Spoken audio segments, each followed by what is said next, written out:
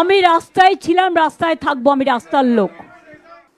তার এই এক উচ্চারণ যেন হঠাৎ করেই ফিরে এলো বাংলার রাজনীতির ঘন অন্ধকারে, এক অদ্ভুত অপ্রত্যাশিত এবং টানটান মুহূর্তের মধ্যে। একজন মানুষ যিনি রাজ্যের সবচেয়ে ক্ষমতাধর চেয়ারে বসেছিলেন, আজ সেই মানুষটি নিজের গায়ে চাপলেন একটি কালো গাউন, গলায় বাঁধলেন সাদা ব্যান্ড, আর হেঁটে গেলেন সোজা আদালতের এজলাসে। ক্ষমতা হারানোর পর একজন রাজনীতিবিদ কি করেন?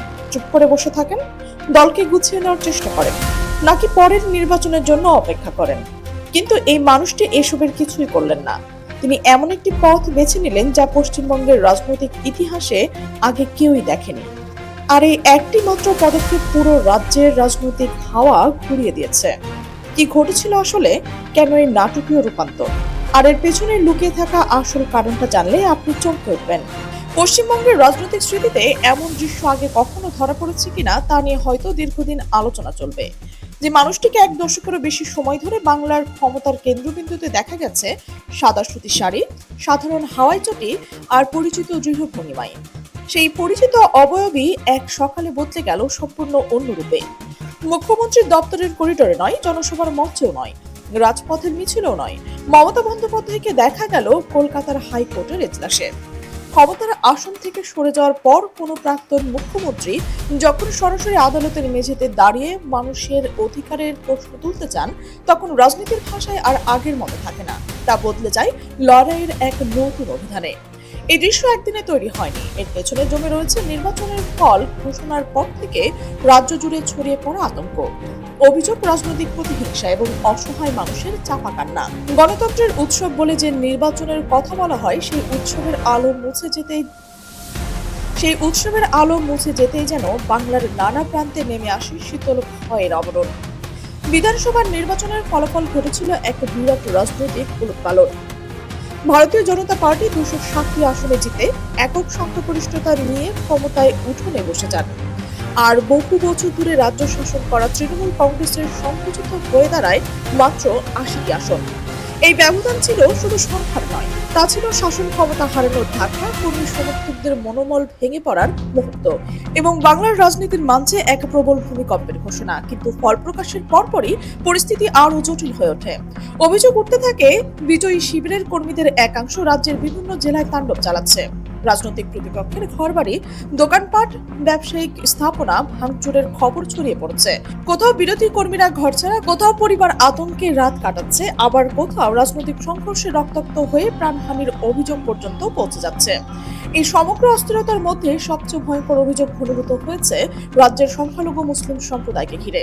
বিরোধী দলের কর্মী সমর্থকদের পাশাপাশি সংখ্যালঘু মানুষদের লক্ষ্য করে হামলা, ভয় দেখানো এবং সামাজিকভাবে কোণঠাসা করার অভিযোগ রাজনীতির আবহকে আরো ভারী করে তোলে।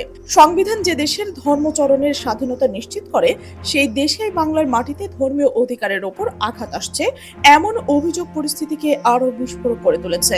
তথাকথিতভাবে কোথাও আজান দেওয়া নিয়ে বাধা, কোথাও নামাজ পড়া নিয়ে চাপ, আবার কোথাও ধর্মীয় অনুষ্ঠান ঘিরে প্রকাশ্যে হুমকির কথাও সামনে আসতে শুরু করেছে। সামনে পবিত্র ঈদুল আজহা, অথচ অভিযোগ উঠেছে কোরবানি করতে দেওয়া হবে না বলে সরাসরি হুঁশিয়ারি দেওয়া হয়েছে। শুধু তাই নয়, মুসলিম মহিলাদের বোরখা পরার নিয়েও অলিখিত নিষেধাজ্ঞার কথা শোনা যাচ্ছে। রাজনৈতিক সভা সমাবেশ থেকে আসাম মডেলের ডিটেনশন ক্যাম্প, বাংলাদেশে পুশিন করে দেওয়া, এমন সব ভয়ঙ্কর হুমকির অভিযোগ জনমনে আতঙ্কের আরো গভীরে তুলে দিয়েছে। জনমনে আতঙ্ককে আরো গভীর করে দিয়েছে। এই সমস্ত অভিযোগের কেন্দ্রে নাম উঠে এসেছে নতুন মুখ্যমন্ত্রী শুভেন্দু অধিকারীর। আর তার সঙ্গে রাজ্যের সংখ্যালঘু ও বিরোধী ভোটের মনে তৈরি হয়েছে এক তীব্র অস্বস্তিকর সংকট।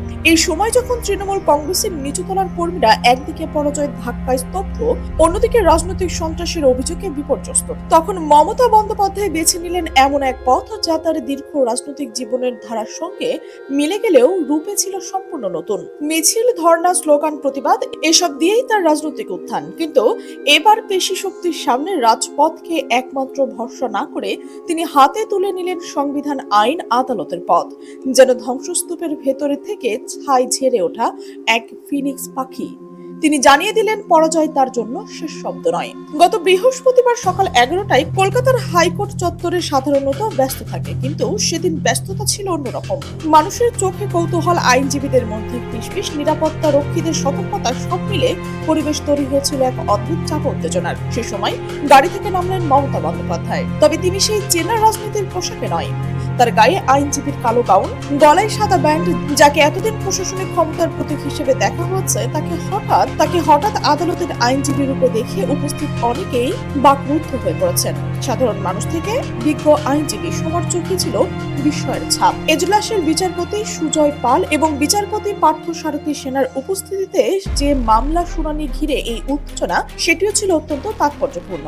তৃণমূল কংগ্রেসের বর্ষীয়ান সাংসদ কল্যাণ বন্দ্যোপাধ্যায়ের পুত্র আইনজীবী শীর্ষেন্দু বন্দ্যোপাধ্যায় ভোট পরবর্তী হিংসা এবং সংখ্যালঘুদের ওপর আক্রমণের অভিযোগ নিয়ে একটি জনস্বার্থ মামলা দায়ের করেছেন। সেই মামলার শুনানিতেই সুবিচারের দাবি জানাতে নিজের আইনজীবী পোশাকে হাজির হন মমতা। তিনি সেখানে শুধু একজন পরাজিত রাজনৈতিক নেত্রী হিসেবে দাঁড়াননি, দাঁড়িয়েছেন একজন মানুষ হিসেবে, যিনি দাবি করছেন মানুষের সাংবিধানিক অধিকার রক্ষার লড়াই এখন আদালতের ভেতরেও চালিয়ে যেতে হবে। হাইকোর্টের ওই সকাল তাই শুধু আইনি প্রক্রিয়ার দিন ছিল না, তা ছিল রাজনৈতিক প্রতীক তৈরির দিন। সাদা শাড়ি ও হাওয়াই চটির পরিচিত ভাষা বদলে কালো গাউন যেন বলে দিচ্ছিল লড়াইয়ের ময়দান পাল্টেছে। রাজ্যের ক্ষমতা হাতছাড়া হয়েছে, বিধানসভার আসন কমেছে, সংগঠনের মনোবল নেমেছে, তবুও নেতৃত্বের কেন্দ্রে থাকা মানুষটি পিছু হটেননি। বরং তিনি যেন বোঝাতে চাইছেন মুখ্যমন্ত্রীর চেয়ারে না থাকলেও মানুষের পাশে দাঁড়ানোর অধিকার তার আছে এবং সেই অধিকার তিনি আদালতের দরজায় দাঁড়িয়ে ব্যবহার করবেন। কিন্তু আদালত চত্বর থেকে বেরোনোর সময় পরিস্থিতি হঠাৎ উত্তপ্ত হয়ে ওঠে। মমতা বন্দ্যোপাধ্যায়কে লক্ষ্য করে কিছু মানুষ চোর চোর স্লোগান দিতে শুরু করে। একজন প্রাক্তন মুখ্যমন্ত্রী, দীর্ঘদিন জনপ্রতিনিধি এবং জাতীয় স্তরে পরিচিত রাজনীতি ব্যক্তিত্বকে ঘিরে এমন স্লোগানের মুহূর্তের মধ্যে পরিবেশকে উত্তেজনা করে তোলে। উপস্থিত মানুষদের মধ্যে অস্বস্তি ছড়ায়। নিরাপত্তা রক্ষীরা দ্রুত সতর্ক হয়ে ওঠেন। তবে যাকে স্লোগানে আক্রমণ করা হচ্ছিল তার মুখে বিচলিত হওয়ার কোনো চিহ্নই ছিল না। তিনি শান্ত থাকলেন, কিন্তু সেই শান্তির ভেতরে ছিল কঠোর রাজনৈতিক জবাব। মমতা সরাসরি অভিযোগ করেন এই স্লোগানকারীরা বিজেপির লোক। তার বক্তব্য পরিষ্কার, ইঙ্গিত ছিল আদালতের চত্বরে পরিকল্পিতভাবে অশান্তি তৈরি করার চেষ্টা করা হয়েছে। তিনি দাবি করেছেন আইনি লড়াইয়ের ভয় দেখিয়ে থামানো যাবে না। নিরাপত্তা রক্ষীরা পরিস্থিতি আর বাড়তে না দিয়ে তাকে ঘিরে দ্রুত সেখান থেকে সরিয়ে নিয়ে যান। এরপর তাকে কড়া পাহারায় কলকাতার কালীঘাটের বাড়িতে পৌঁছে দেওয়া হয়। কিন্তু তিনি আদালত চত্বর ছাড়লেও দিনের সে দৃশ্য রাজনীতির মাঠে ততক্ষণে তীব্র আলোড়ন তুলে নিয়েছে। এই পদক্ষেপের রাজনৈতিক তাৎপর্য নিয়ে বিশ্লেষকদের মধ্যে আলোচনা শুরু হয়েছে সঙ্গে সঙ্গে। অনেকে বলছেন এটি নিছক আদালতে, এটি ছিল এক হিসেবে সাহসী এবং নাটকীয় রাজনৈতিক বার্তা। 207 বনাম 80 আসনের বিশাল ব্যবধানে তৃণমূলকে ঘিরে যে মানসিক সংকট ফেলে দিয়েছে, মমতার এই উপস্থিতি সেই ভাঙা মনোবল নতুন সঞ্চারের ঘটনা হতে পারে।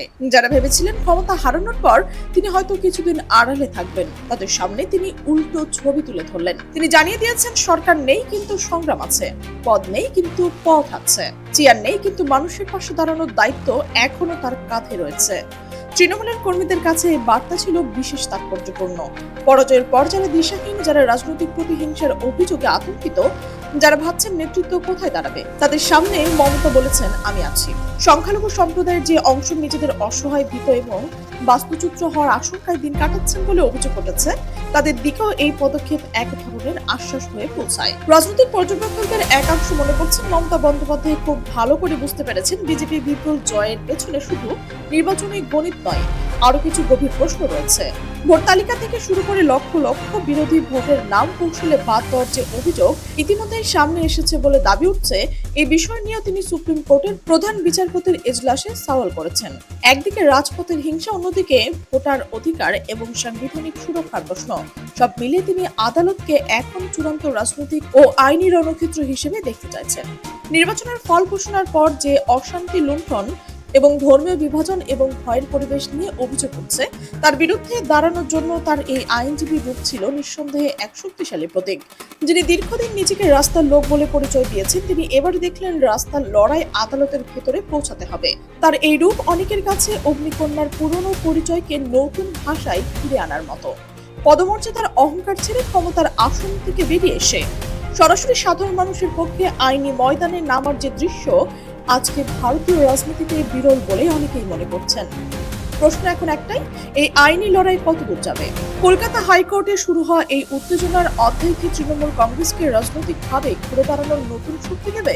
207 আসনের বিশাল এই জয়ের আত্মবিশ্বাস নিয়ে বসা নতুন সরকার কি 80 আসনে দাঁড়িয়ে লড়াই চালিয়ে যাওয়ার এই নেত্রীকে থামাতে পারবে, নাকি হাইকোর্ট থেকে সুপ্রিম কোর্ট পর্যন্ত ছড়িয়ে পড়া এই আইনি যুদ্ধই বাংলার রাজনীতিতে এক নতুন অপ্রত্যাশিত এবং বিস্ফোরক অধ্যায় সূচনা করবে? একটি বিষয় স্পষ্ট, আসল খেলা যেন সত্যি শুরু হয়ে গেছে।